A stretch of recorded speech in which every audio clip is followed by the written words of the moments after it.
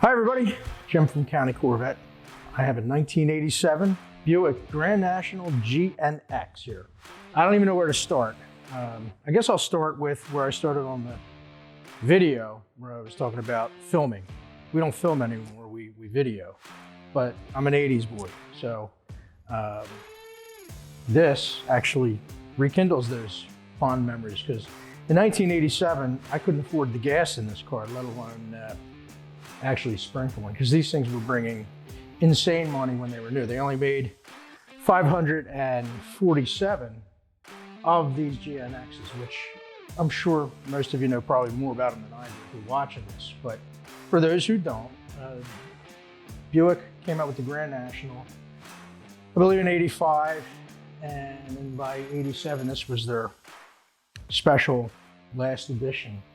And they sent it to ASC McLaren, American Specialty Company, Corporation, whatever.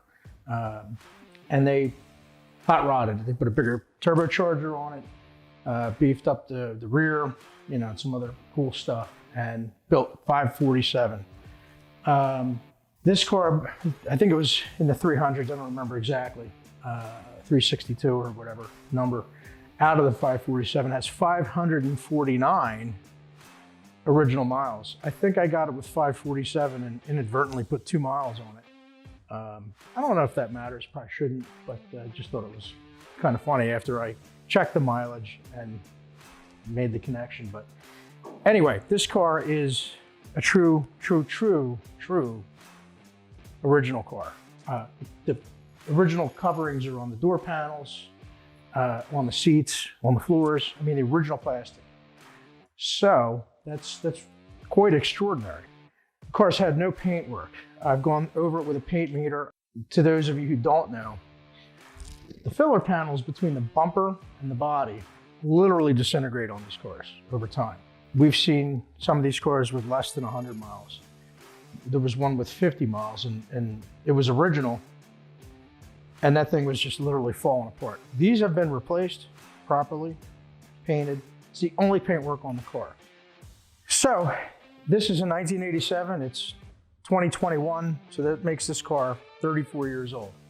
So the paint on it, even though it's original, it's not concourse show quality paint like we do today. It's original to this car.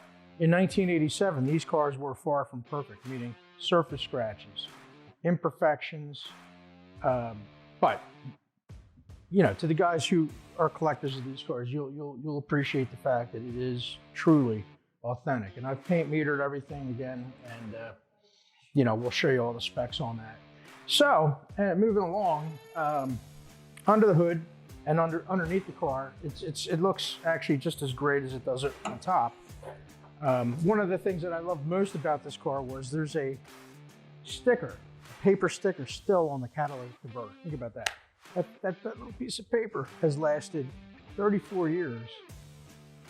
A piece of paper has lasted 34 years on a catalytic converter. So, you know, that defines everything for me. So under the hood, everything looks as it did in 1987, with the exception of this little, I guess it's an accumulator on the brake master cylinder here. This is metal going into aluminum. And what happens there is two dissimilar metals causing a oxidation situation. That's rusting under the paint. The paint's flaking off. So you'll see that, and you know, I don't want to hear that it, you know, hey, was this car, you know, under salt water or something? No, it's dissimilar metal oxidation. I've disabled the light. I just have that hanging out here so we don't kill the battery, but all that works. And this car runs so nice. I actually did drive it down the street. I have a world-class detailer down the street here that we use, less than a quarter mile away, about a half mile.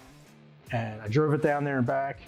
I didn't beat this baby up because it's on, you know, 34-year-old tires, which look perfect, no dry rotting and nothing, but still. And you know, no vibrations, everything, just, this thing is dialed in. Such a sweetheart. So, you know, 1987 Grand National GNX. They only built 547. I can't imagine there's a whole lot of them out there like this. We've gone through the thing. Now, we did all of our photos underneath.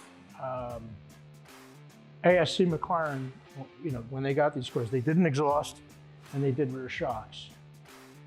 I don't know enough about it, but this has Bill Steins on it, you know, a muffler that does look different than some of the other GNXs.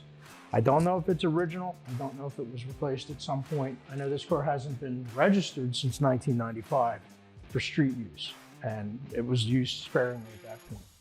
So that's the only questionable thing on the car. It may very well be parts that were used at that aftermarket company.